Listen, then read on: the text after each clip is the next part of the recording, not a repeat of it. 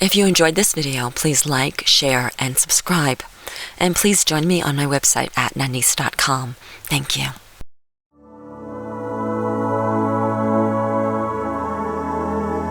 It's your time for Chai with Nanice. Get ready for substance, clarity, change, and especially empowerment. Get ready to turn over stones, uncover stories, and get to the heart of the matter in every area of your life. Any mood runs, any emotion flies, and your dreams are within your grasp. There are no limits or boundaries, and your comfort zone is out of reach, yet it's the safest place you will ever be. Come in, sit down, and have some chai with Nanice. Welcome to Chai with Nanice. I'm Nanice. Today we're going to have a really fun show because we are talking about manifesting your perfect life. Now, when you think about your perfect life, maybe you think of the perfect house, the perfect car, the perfect mate, the perfect pet, the perfect life. Whatever it is for you, you may be wondering exactly how to get that. Maybe you've seen The Secret and you've read all the books and somehow you're just missing something. Today we might just touch upon that one thing that you're missing. Over the next several months, we're going to be doing different shows on manifestation and little key points about how to manifest exactly what you want. Today, we're focusing on using your intuition to manifest exactly what you want. Truly, your intuition is the key. And very few people are aware of this, and that's why very few people really create exactly what they want. And so without further ado, I'd like to introduce my guest today, April Perry Kreitzer. And she knows a lot about manifesting through intuition, don't you, April? Yes, I do. Thank you so much for having me on again. Yes, my pleasure. It's fun. It is fun. So you actually had something just recently happen to direct you to a particular path. But before we get to that, which was an inspiration for today's show, actually. But before we get to that, let's talk a little bit about what it means to use your intuition for manifestation. And so for me, what it means is that when I think about something I want, what I do is I open the channels, and my intuition will tell me where to go, what to do, how to do it. And a lot of times it's counterintuitive. A lot of times it doesn't make sense, or it tells me to do something that I wouldn't normally do. But what's really happening, if I could define it in a logical, tangible way, is it'll say, I'll share a story. Here's a story. Okay, so many years ago, before we moved out to Utah, we needed a dining room table and a dining room set, and we is, myself and my husband and the kids. But we really didn't have a lot of money, and my ex-husband, well, he's an ex now, he wasn't at the time, he wanted to bring his mother's dining room table. Now, she had generously offered it to us, but I have to tell you, I hated that dining room table. It was just big and old, and the cats used it as a toilet, so it wasn't like a fun thing to have around. Well, we ended up having a little fight over it because he insisted that we take the dining room table to Utah. And then, when we got some money, then we would get a new one. But I know how those things go. You agree to one thing, and the next thing you know, it's 10 years later, and there I am still living with the same dining room table. So I did not want that. So I remember leaving my mother-in-law's house, and I was driving in the car by myself, and I was really just angry because I didn't want that dining room table, and I just kept thinking about how much I didn't want it, and a little voice said to me, okay, then what do you want? Because as we know, it's so much more powerful to focus on what you do want than what you don't want. And so I started thinking about what I wanted. And what I saw was this beautiful black lacquer dining room set with these high-back chairs and modern and just the perfect size, and I saw it so specifically in my mind, and I imagined it in my new dining room and sitting around it and everybody being happy, and I'm just, in this amazing, amazing place. Well, all of a sudden I see this sign, and it was a sign for a garage sale, and my intuition said, go there, just turn, go there. I wasn't looking for a garage sale, something just said turn and go there. Well, I made the left, and I never did find the garage sale. I think it was an old sign or something. It did not exist. But I ended up getting lost in this little neighborhood. And the next thing I knew, I pulled up to this house. They had a black lacquer dining room set sitting on the lawn. Wow. Yeah. And this man, he was just pushing the last chair in as he was putting the for sale sign on top of it. For a minute, I couldn't believe my eyes. I really thought I was hallucinating. Okay, I've gone too far now. I get out of the car and I go over to him and I said, "Oh, you're selling the dining room set?" And he said, "Yeah." I said, "How much?" He said, "Oh, $100." And this was a brand new set. I should say it was never used. And I said, "Oh, okay, $100." I just happened to have $100 in my pocketbook. I never usually carried that much money then, but I did. So I gave him the $100 and we start, loading it in my car. And I said, "By the way, just out of curiosity, how come you put it out on your lawn today? How come you were selling it today?" And he stops and he looks at me and he says, "Well, that's the darndest thing, because this dining room set has been in my garage for an entire year. The reason that we put it there is because we redecorated. We had kids, we redecorated and went with more of a country look, and we just put the dining room set in the garage, never having really used it, and it sat there for over a year. And all of a sudden, just a few minutes before you pulled up, my wife came out and said to me, 'Honey, let's just put that dining room set out on the front lawn, see if somebody wants to buy it.'" And then a few minutes later, I pulled up and bought it. So I love this story because of how fast it happened. Now, things don't always happen that fast, and they do and they don't, and we'll kind of get to that. But this was immediate. I had the thought, and I'm quite sure that the way the timing worked out, that as soon as I started visualizing it, this woman got the message, "Oh, let's put the dining room set out." She just thought that it was, an idea, told her husband, he puts it out. I have intuition to make a left turn to go to this garage sale, which didn't even exist, and I end up lost, and I end up in front of their house. I call this the cosmic telephone line. And the way that works is it's like picking up a telephone and somebody on the other end answers. But it's done on more an unconscious or intuitive level. Most of the time. Sometimes it's very conscious. For me, I got really, really clear about what I wanted. I focused on the dining room set, even how it looked, how I felt using it, all of that. And that message went up into cosmos, the ethers, whatever you want to call it, through the energy fields, and went to exactly the person who could respond to that. And the way that came through her was just like, "Oh, we should just put that out on the front lawn." And without delay, told her husband. He must have felt something too. Sometimes husbands don't do things that quick.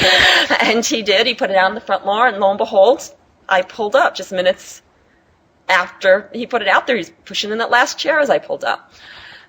So that's how it works. And that's the beauty of it.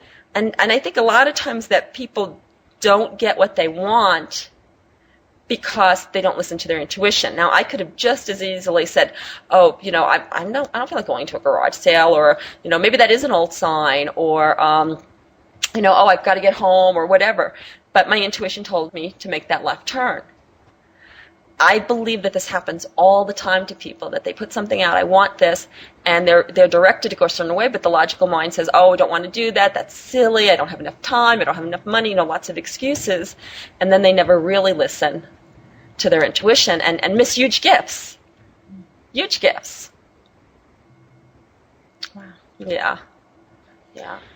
And part of what I've been thinking about today, and I'm so happy that we're doing this show, is I was looking at my life and why at certain times I've listened to my intuition and sometimes I haven't. And I've come to see that I've always known the answers. I've known everything in my life. I've known exactly what I was going to do.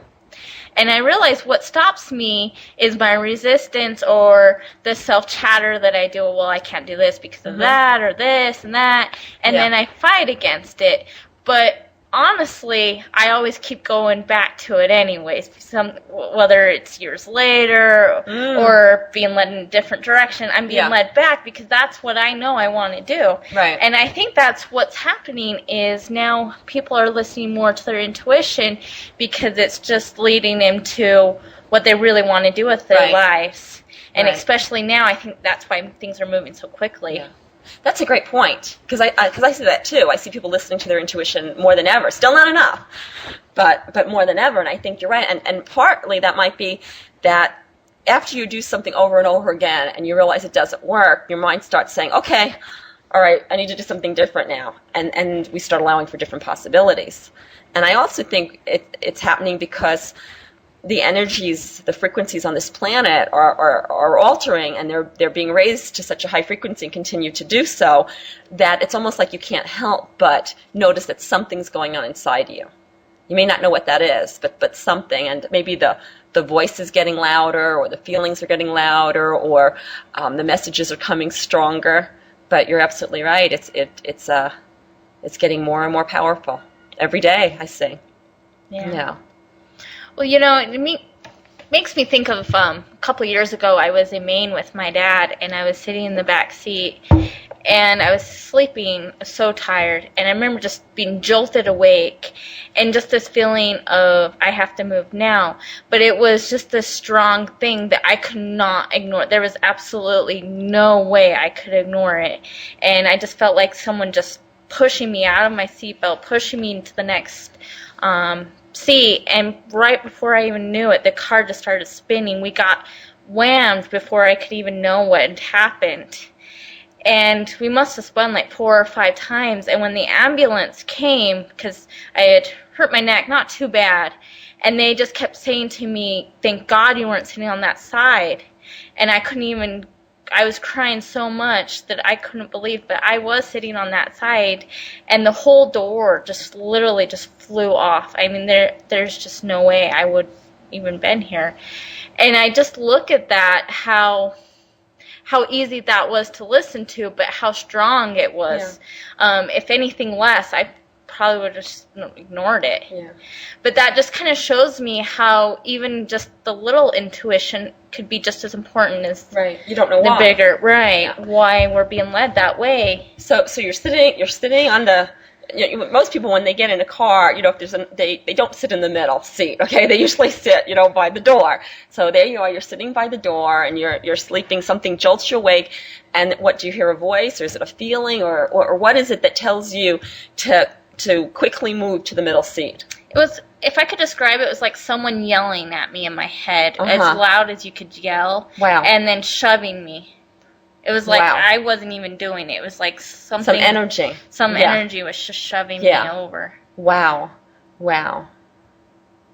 And it was like there was no choice to ignore it. Mm-hmm. It just wasn't possible. Yeah. I've had things like that happen to me too when I was pregnant with Dustin, which is 28 years ago.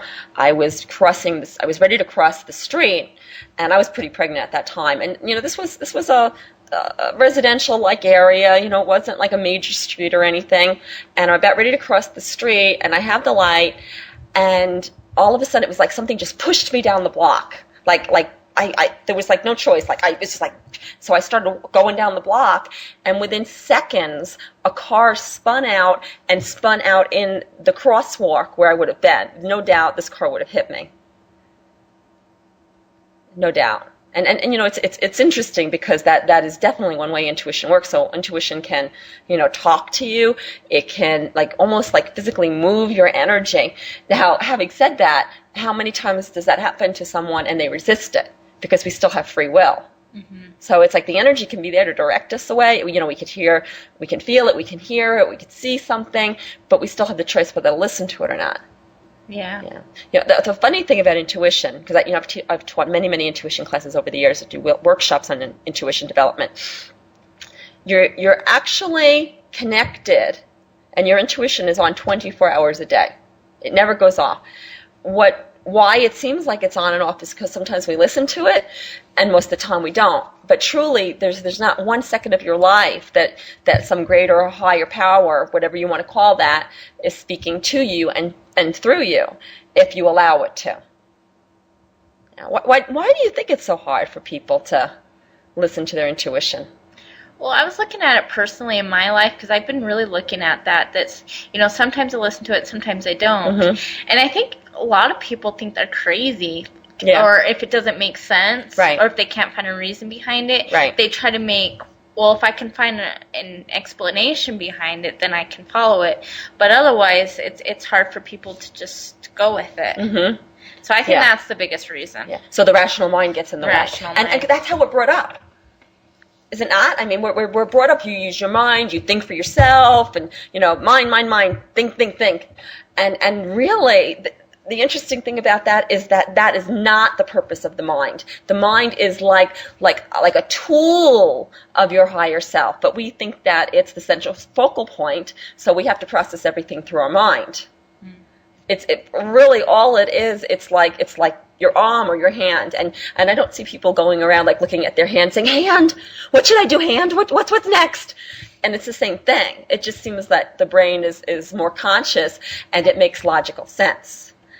But when we only listen to our brains or our minds first, what we're really doing is cutting off our greatest power, our higher source, our inner wisdom, and the tool that will lead us to exactly what we want. Yeah. And the mind is a powerful thing, but we need to learn how to use it for what it is, and make it, the slave instead of the master. Mm. I think that's very true. Yeah. I like that. Yeah. Yeah. Well, and I was thinking about it, all the times that I've been really clear on exactly what I want, and if I just leave to open, any door that it chooses to emerge, that's when I notice things come quicker. When I'm not, it has to be this way, and it's got to come that way. Right. I've noticed things just move really smooth, and I think it's just getting clear on exactly what we want. Right. Well, I think the other thing that happens, getting clear, and I think a lot of things that happens is that when we are so specific with how it has to come, I don't think that we limit it to that how. I think that there's other hows that show up, but because we're looking at one particular how, then we miss the other hows. We're just it's like we believe something has to come through, door A. And we keep looking at door A, but really what we're asking for is coming through, door X. But we're not noticing door X opening because we're looking at that first door, and we miss it. Yeah. Because it can come anyway. The universe is so magical. It's so magical. Anything and everything can happen at any moment. And I think the reason that it doesn't happen like that, at least at this point in our existence, is because of all the conditions we put on it. So it's like we have these conditions that we call life that we think are necessary for this world. And those conditions look like cause and effect, this and then that. Something has to happen for something else to happen. And as long as we have those conditions, it doesn't allow for these miracles or magic to happen in our life. So it's like, let's say, you need a new car. And you're thinking, okay, the conditions getting a new car, I have to have enough money, and I have to, go to the car dealer, and I have to pick it out, and I have to drive it home, and those are all conditions. And we're not even talking about the conditions of I have to feel deserving. That's a whole other thing. But just those conditions that it has to happen in a certain order. And because we have those conditions, it blocks the way for it to happen magically. And truly, if we could surrender conditions, or at least some conditions, it allows for that manifestation to happen even quicker and sooner and miraculously. What I've noticed is, so we've all had those situations where we've been in a crisis and we just prayed for a miracle, and suddenly this miracle happens, and we say, oh, it's a miracle. But what's really happening is when we are in a drastic situation, we're in a crisis situation, and we just want something so bad to happen, whether it's saving a loved one's life, or a help in a drastic or dire situation or whatever. What happens then is we surrender the conditions. At that point, when it really has to happen, we don't care how it happens. We give up all the conditions that it has to look like this, and this, and this. And as soon as we give up those conditions, it allows room for the universe to bring to us what we want in miraculous ways, and we call that a miracle. So all miracles are wow. are a release of conditions. And we can live in a state of miracle more and more and more the more conditions we release. And it's not easy because we are so ingrained with it has to look like this, it has to look that. I have to work 40 hours a week to meet my bills and make my money. And these are conditions. And even that I need money for such and such and this and that. It's conditions. And truly the universe doesn't work like that. And this is a particularly relevant conversation because as we've been talking about, week after week, the energies on this planet are changing and the vibration is increasing, and it's getting less and less dense here. And what that means is that the universe is telling us we don't need all these conditions, that we can have what we want and have it quicker and sooner and in a more amazing way than we ever dreamed possible. Wow. Yeah. And I think it's also, because from what I've been hearing from lots and lots of people that have had dreams of certain things that they have always wanted to do in their life, but they always felt, no, I have to work, and I have children, and I have to pay car payments, and I have to be house payment. I can't be out painting or doing these other things. I have to do something reasonable. Right. And I'm noticing that that's starting to break down too. Yes. That they're starting to want to actually go with their heart. Right. And that's what's been really amazing for me, what I've been opening up to, is because I've kind of been knowing that, but I haven't really known that about following your dream and following your intuition, because I've heard that for many, many years, that, oh, you always know the answer, but I never really got that. But we really do know what we want. We really do. And we're led there every day, I feel. Every day. And we just try to resist it by putting that conditions on. And I think you're right. I think once you drop those conditions, that's when you really find who you are and what you want to do with your life. Right. Right. Exactly. And anything and everything's possible. Why do you think it's so hard to drop the conditions, though? I think it's hard to drop the conditions because it just brings a lot of self-talk, our ego. I think it's just, oh, well, I'm not going to be good enough, or people are going to think of me. I think it's just a lot of the mind. Yeah. And I think it's just releasing that part of the mind. Yeah. That it doesn't have to look that certain way. I think that's the biggest thing. Right. Yeah, absolutely. And I think just letting that go, and I can see how it's been difficult. I mean, even for me, it's been difficult. But I also know the more that I just kind of give it all up, the more miracles arrive. And the calmer I feel, everything gets resolved anyways. It does. It's not like, like the plane story. It's not like I'm doing anything anyway. Right. Except making it harder. Right. We're very good at making it harder. Yeah. So, and it may not work out the way I envisioned it, but it always works out. So. And often even better. Right. Yeah. So for me, my intuition has been very, very much alive since I was very young. And when I was 12 years old, I started reading all these books on intuition and spirituality and astral projection and all kinds of things. And I'd walk around junior high and high school reading these books, and it didn't help my social life any because everybody thought I was weird, and I was. But what happened is the more I understood about these unseen forces, the more I began to trust them. And then when I was about 17, I met this amazing woman who helped me to really fine-tune my intuition, and I got to see how my intuition speaks through me. And from that moment on, I have listened to it. But for most of my life, it was isolated. Like, I knew to listen to it in this situation or that situation, or when things got really bad, then I turned to it. What I didn't realize was that it's always speaking to me and always directing me. And now at this point in my life, literally every step I take, every move I make, every breath I take, I sound like Sting now, that I'm listening to my intuition, that it's guiding me. And sometimes it tells me to do some pretty odd and wacky things, and I say, oh no, really? Do I have to do that? But I do because I trust it. I know that me as in my mind, my personal self, can only know so much. I can only take in and process so much information based on my human capacity, my capabilities. But my higher self that speaks through my intuition, really, the higher self and the intuitive self are really one and the same in my definition.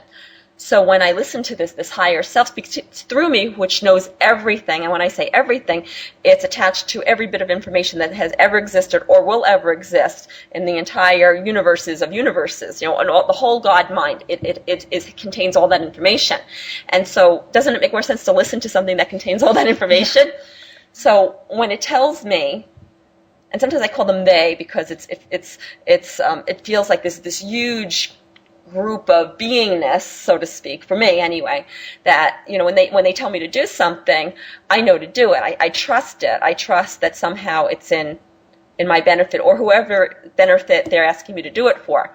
And I'm used as a channel. Today on the plane, for example, I'm sitting next to this woman and start getting very clear messages for her. And now, 20 years ago, it was very, very difficult for me all of a sudden to turn to a stranger and say, excuse me, I have a message for you. And hopefully I don't do it like that. Sometimes it happens like that. But I just let it come right through me. And, you know, I share whatever information is coming through me, because I know if it's coming to me, that it's not just for me to hold on to, that I'm supposed to share it. And that goes for information that I give to other people, and also for, you know, which direction to go and where to move. And, you know, I look back just of my life over just the last couple of years, and I could see how my intuition told me to do one simple thing, and as a result of that, this thing happened, the other thing happened, the thing after that, and then it just became this huge thing. And an example of that is about 3 years ago, just about this time of year, a friend of mine invited me to go to an Anthony Robbins conference. And for those of you who don't know, Anthony Robbins is very famous and popular for NLP, which is neuro-linguistic programming. And I had always wanted, I had been doing NLP in my practice for many years, and basically what NLP is, it's almost like reprogramming the mind, but I see it as the body, mind, and spirit to work as one to go in the direction that you want. It's a very, very powerful technique and technology.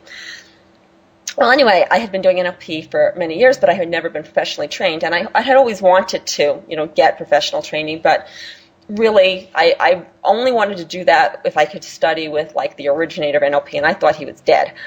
So anyway, 3 years ago, a friend of mine invites me to, you know, this Anthony Robbins, you know, seminar, and I was really resistant, and I was on the fence about going. Do I want to go? Maybe I'll go. It's so mainstream. I don't know. You know, I'm like that. And, you know, my friend kept asking me, and then finally he calls me and says, you need to decide today. Today's the last day that we can get these tickets, okay? So I get off the phone with him, and I'm still like, I don't know whether I want to go. I'm like, you know, yeah, you make like, I should go list, I shouldn't go list, you know? So finally I just said, okay, universe, tell me, should I go or shouldn't I go? And I just let it go. By the time I was done with that thought, I heard my little email noise go off, and I went, you know, forgot about what I was just asking the universe, and I went to my email and had just received an email for someone I had never received an email from. And it was, the email address of this person was NLP Today. I almost couldn't believe my eyes.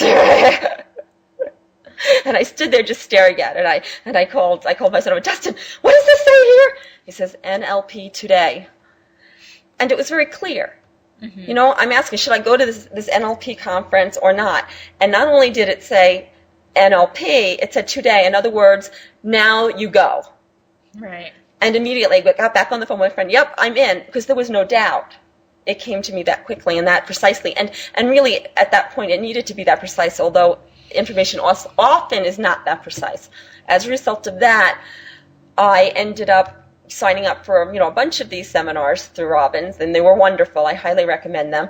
And met this person several months later at one of the seminars who told me that Richard Bandler, who is the originator of NLP, is in fact still alive, and he also told me how to get in touch with him. And within weeks, I was training with him. And at that first training, I met a friend who became a very good friend, who will always be a friend, lifelong friend. And through him, there was this snowball effect. And then I met somebody else, and this whole big thing happened, so that a group of people have come together to create this community. And it was all from that one little tiny thing. My intuition said to go to this conference, because one thing led to another, to another, to another, to another, to another, till finally here we are in the middle of this amazing purpose, amazing project that we get to do together. And that would not have transpired unless I listened to the sign. So you never know. You know, it might seem like it's like a little thing, but one little thing adds up to another little thing and leads you to another little thing and leads you to the right person at the right time. And truly, I have come to the point where I absolutely believe that no matter where I am always in the right place at the right time and doing the right thing. Yeah. And I trust the universe. Mm-hmm. I trust life.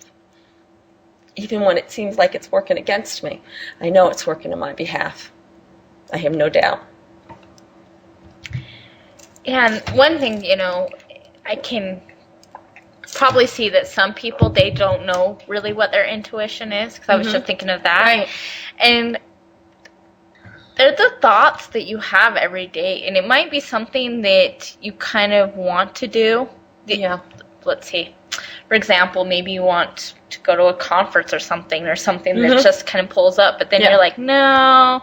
And if you're fighting against that, one thing is I would look at that and to see what's really behind it. I would see any of those experiences, maybe even just the little things that you're kind of resisting at. Those are the things I would really look at, because maybe that's your intuition talking to you. So, like, you're thinking, like, oh, that doesn't make any sense. Yeah. That's when you really need to look at it. Because you know it's not coming from your rational mind. So where's it coming from? Yeah, absolutely. And I think that just happens every day with people. So I think anyone that's listening, anything that you kind of see a resistance, look at to see what that might be. Right. Absolutely. And maybe it's something you're not even really resisting against. You're just having a little thought play going on. Right. So what does that mean, a little thought play going on? I guess just kind of doing that. Well, I don't know. It Like might not. Yeah. And it might not be something that you're just like, absolutely no, I won't do. Right. But you're just kind of doing the seesaw kind of thing. Yeah. So it's like you want to do it, but there's lots of reasons maybe why it's difficult at that time, and people use excuses. So that's a really interesting point. Okay, so it's like, so they feel like they want to do something. And by the way, when you have a desire to do something, I'm going to put my money on the fact that it's your intuition talking to you, because intuition definitely speaks through our dreams and desires. That's kind of like a higher powered speaking to us, praying to us through our dreams and desires. And then we pray back, oh, please God, please universe, give me this, give me that. But we don't understand is if we have that dream and a desire, it's the universe, God, higher self, whatever you want to call it, talking to us, praying to us. So we have this desire, and then we use these excuses to stop us from doing it. And the excuses would be not enough time, not enough money, I've got too much to do, or this or that, or I'm not strong enough, and really that's just the mental mind holding us back, being afraid. And as soon as we choose it, as soon as we say, yes, I am going to do this, and you've chosen it, because when you have really chosen something, you don't stop until you get it. So if somebody, chooses, they think they choose something, and then they say, oh, I can't do that, I give up, then they really haven't chosen it. Right. You've chosen it because either it has been created in your life, or you will know beyond a shadow of a doubt that you will not give up until you attain it. That's when you've chosen it. And without choosing it, it can't happen. So it's kind of like a catch-22. Yeah, and when we use things like money and time and whatever as excuses, really what we're really saying is that I haven't chosen this thing. It would be like, okay, so your kid runs out in the middle of the street and is going to get hit with a car. Now, do you think, oh, I don't have enough time to go and run after them and pull them out of the street? No, you have chosen to save your child. You've chosen to say, you're like, oh, my legs are too weak. I can't go save my child. My legs are you don't. You've chosen. In fact, it's choiceless. It's a done deal. And when you want something in your life, that's what's required. So it would be like if I held your head underwater right now. I'm not going to, don't worry. But if I did, how bad would you want to, breathe? And it takes that kind of energy. It's like, you don't think, well, should I breathe? Well, I don't know. Unless you're suicidal, which you're probably not. So it's, there you are. You want to breathe, and you'll do anything to breathe. And it's the same thing. You don't give up until you have it. And then it's not giving up. No giving up is involved. Right. Yeah. So that's what it looks like. You have a dream or desire, something that keeps like, oh, I should do this. I should take that lesson, or I should, go back to school, or, just, and not like oh, I should because I'm I need to be a better person, or I need to do this. Not the logical one, but that feeling like that would be a cool thing to do. It would be like if I said to you, what would be like a really cool thing to do? Like, what's something that you really want to do? And everybody has that. Very often they don't think they do. I don't know what I want to do. But if they look deep enough, it's right there. They've just suppressed it. So that dream, the desire comes to the surface, and you get very clear with it. And you begin to see what that might look like, and you say yes to it. And when you say yes, yes means I will continue on this path until I have attained exactly what it was that I set out to attain. Now, having said that, it could look different than you think. For an example, here's an example with me, okay? So when I was younger, from the time I was a very young child, maybe 4 years old, I had this dream to be an actress. Not just any actress, like a famous actress, you know?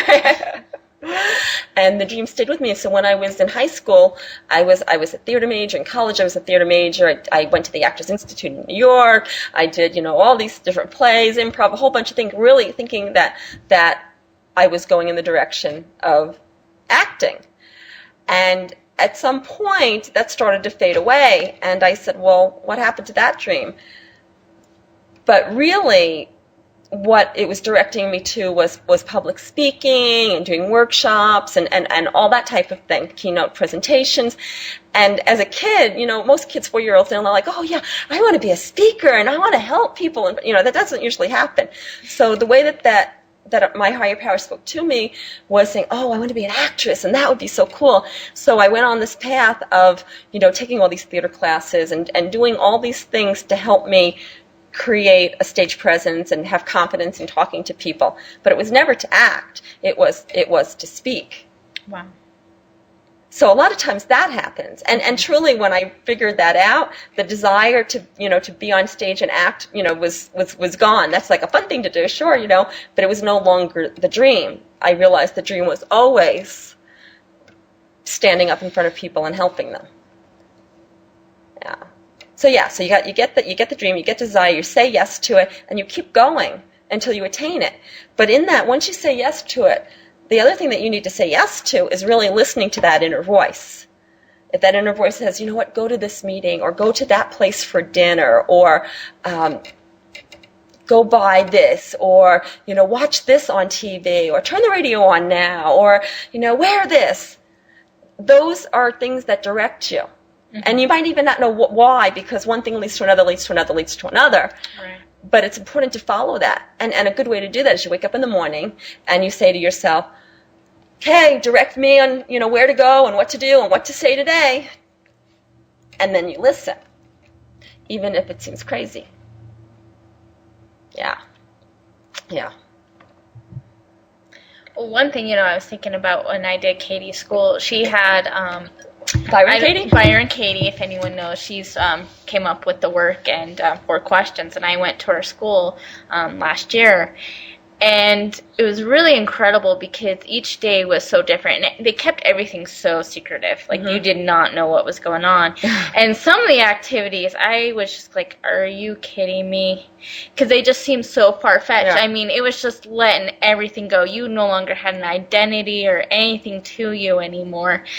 And after a while, you're just like, what the heck, I'm just going to do it and go for it. And right. I think that's just kind of the same thing. I just went with it, even how ridiculous I thought it was. Right. And I noticed it broke a lot of walls down for me. And I think that's the biggest part why I'm even here where I am today. Yes. Because I broke all those walls and, I don't have to be this way or this way or think that way. Yeah. And by the 6th day, people come up and ask me why I wasn't wearing my name tag. Yeah. Because everyone had a name tag. Yeah. I said, I don't even know who I am anymore. Yes.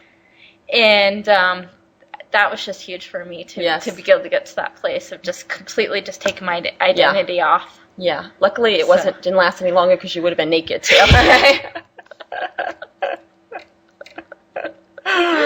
Yeah. Yeah. Yeah. And I think that's a good part of what's required, releasing the identity and who we think we are, because it limits us. It limits us into this small container. Mm. And when we start to say, okay, maybe I am more than this, and what would that look like? And we stop attaching to who we think we are, what begins to move in is this realization of who we really are, which is these great, powerful beings. And then our higher self is no longer separate from us. It is us, and it lives in this vehicle that I call I, and you call you, and that's pretty amazing. Yeah. So something happened today. Do you want to share that story? Yeah. It's actually a couple of, or actually Yeah. it's Oh, not yesterday. today. Yes, yesterday. So I'm walking to the store, or I was Well, maybe walking you need to to the store. do a little. Okay. Yeah. Well, I've been trying to get pregnant for probably about a year now, and I've been really frustrated, really frustrated and disappointed. And I've had a lot of false alarms where I'm thinking, Yeah. okay, I'm pregnant, and then Yeah. I'm not. Yeah. And I've gone to the doctor, I don't know, 4 times, had lots of blood tests and stuff like that. And so this last month, I just decided to completely just let it go. And when I say I let it go, it was gone. I had no idea even dates or anything. And when you say keeping let it track. go, you mean Having the baby go. letting, like, am I pregnant, Yeah. or is it my ovulation time, or was that a nauseous feeling from being pregnant, like that kind of stuff? You let that Yeah, go? just all of it go. Yeah. So I didn't even think about a baby. Yeah. I knew it was going to happen when it was Right. going to happen. And so I'm at the store the other day, and I'm just walking. I'm just trying to get bagels. Yeah. Just to get bagels. And I'm in a hurry because everyone wants food. Yes. And there's these signs, like baby signs, like comfort for your baby. And I'm like, okay, that's interesting. So I walk a little bit, and diapers fall, like, right on my feet. And I'm like, okay. Now, it was just in the center aisle where there's, like, candy. There's Yeah. no diapers anywhere, no baby section, anything. And I look over, and I just see lots of different, like, baby stuffed animals, blankets, just all these things Yeah. leading to baby, baby, baby. Yes. And so I said, okay, I'm supposed to get a pregnancy test. Yeah. And it was just amazing because there was just no way, once again, that Right. I could really ignore it, because every few steps I was seeing another side Right. until I got to the pregnancy test. Yeah. And ended up just getting one and coming home. And even as I'm taking the test, calm. Yeah. Not freaking out about, Yeah. is it going to be positive? Is Yeah. it going to be negative? I'm Yeah. just completely calm. And I got a positive sign. Wow. So, Yeah. Yeah. Congratulations. Thank you. Yeah. Yeah. Yeah. So there's so many elements in that story. One is that you let go. You're very clear about what you wanted, and you're like, oh, I'm gonna keep going until I have a baby. Like, that was really, really clear. You made the choice, and it wasn't like at some point you were going to say, well, it's been so long, I'm going to give up. No, you were going to keep going. right. And then the next thing you did, which seems like it's the opposite, was you let go. Mm-hmm. And once you let go, something began to shift and happen inside you, so that what you wanted could be materialized. And then the universe very graciously said, okay, it's time to get that pregnancy test. And it was clear. Yeah. Yeah, that's a beautiful story. Thank you. Yeah. Yeah. It was fun. Yeah. Yeah. Yeah. It's true. There's signs all around us. And that's what I've come to believe, which I really didn't understand until maybe a few months ago, and that is that wherever we are at every moment, whatever we see around us is a sign, in one way or another. Some of them are smaller, some of them are bigger, but it's always a sign. It's always pointing us in a certain direction. It's kind of like you have a dream at night, and you wake up in the morning and you start analyzing all the dreams. Oh, let's see, there was a bridge in my dream, and there was a flower pot in my dream, and my next door neighbor Bill was in my dream, and and you sit down, okay, what does that mean, and what does this mean? And people take the time to do this, and it's very powerful. Well, I believe the same is true for life. And that everything around us, especially the things that we keep noticing, or the things that keep showing up, like the baby, one baby thing after another, when they keep showing up, especially if they come in threes, Yeah. then you know that the universe is pointing direction. A story that has extended over the past few weeks. I'm coming home from Zion's, trying to rush home for the show, and I get pulled over because I'm speeding to get home from the show, and the officer's name is Doug, and I thought that was really, really, really interesting, because usually, I'm Officer Hanson or Officer Smith, and, they don't give just their first names, and I ask him his name, and he says, Doug. And I thought that was weird. And then minutes later, I pull into a gas station, and here in Utah, all gas stations are self-service, and it was very, very interesting because this one was full service. And I asked the attendant's name who filled up my gas tank, and he said, Doug. And I thought, oh, that's interesting. within a few minutes and interesting situations. It's interesting. And then I get back on the road, and about an hour later, there's this huge billboard, and the billboard says, "Looking for people named Doug." And I just went, huh?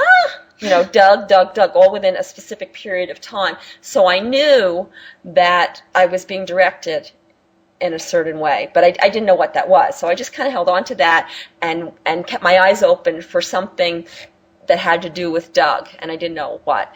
And a couple of days later, I ended up going to this community meeting, which my intuition told me to go to. Even though I was tired, I wanted to go to sleep, had other things to do, all that. My intuition said, no, you go.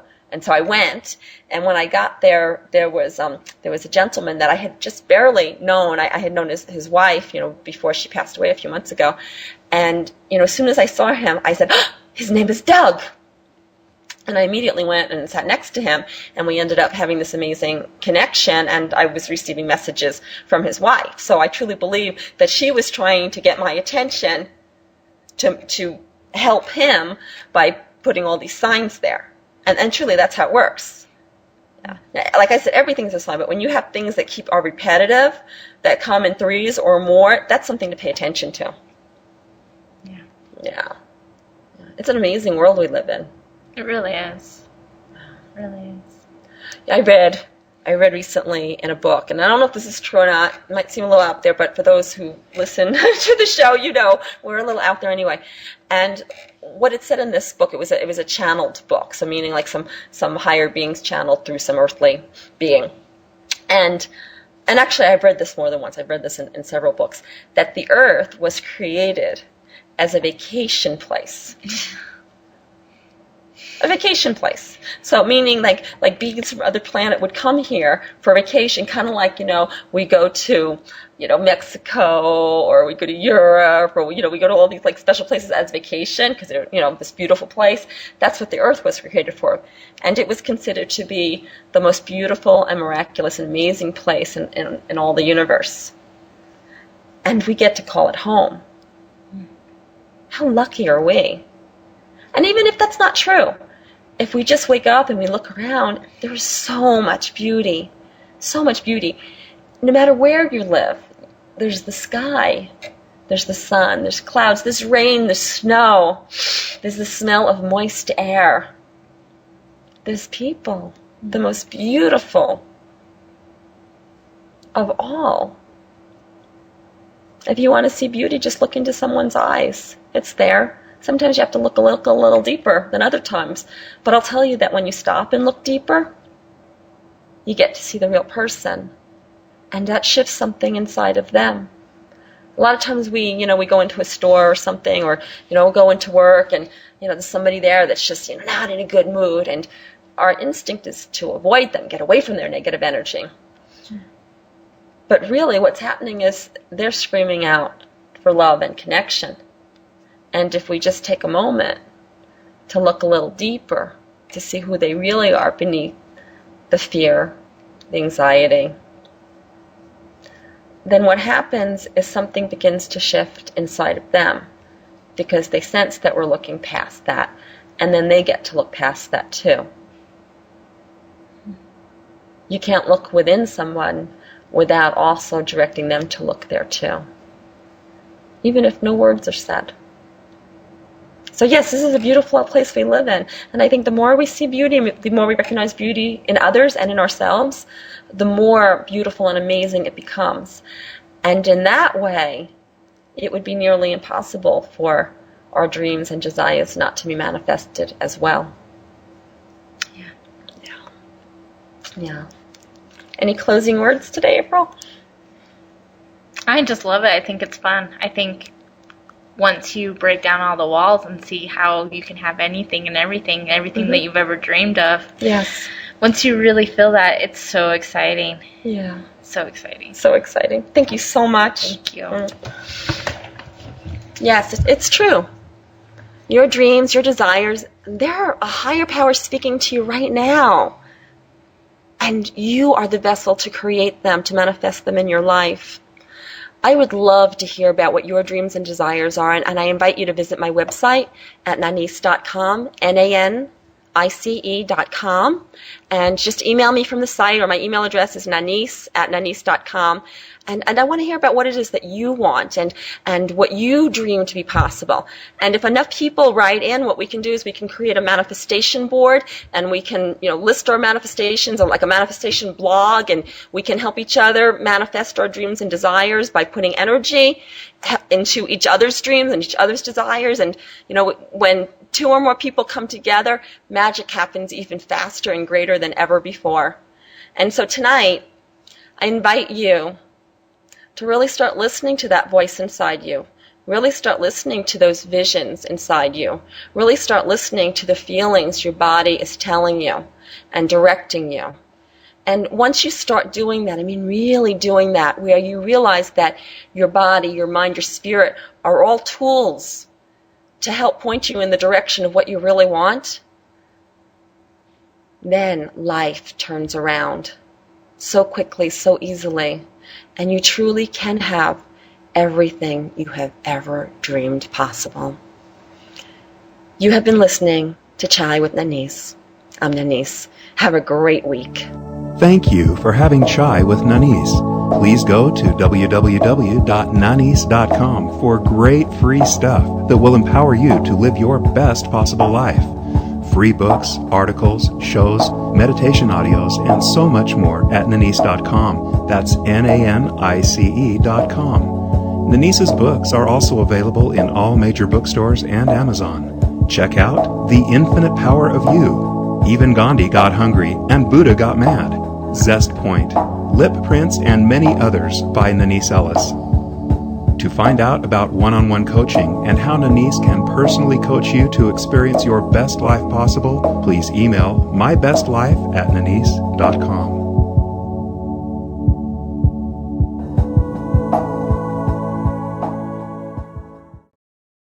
If you enjoyed this video, please like, share, and subscribe. And please join me on my website at nanice.com. That's NANICE.com. Thank you.